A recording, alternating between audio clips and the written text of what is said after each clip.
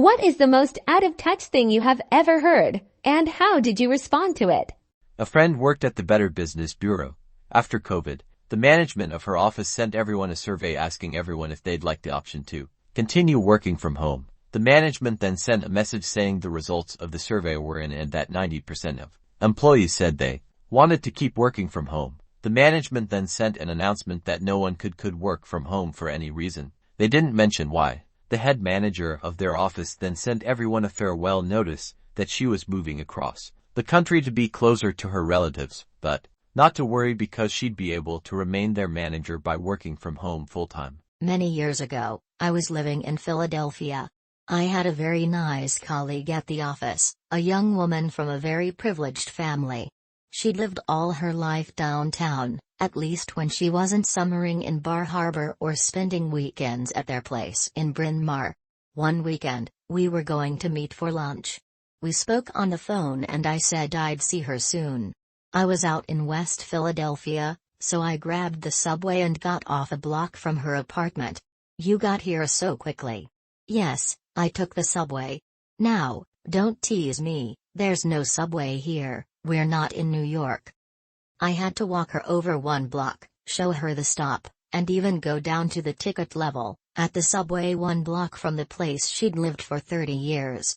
I probably could have just told her I'd teleported. My co-worker, fresh out of school, was really confused why so many people took public transportation to commute into the city. Turns out her parents paid for a personal driver for her. And that's how she got to work and back. Not an Uber. A car service. She had no idea what it cost. Probably never thought about it. Just figure everyone else preferred the subway.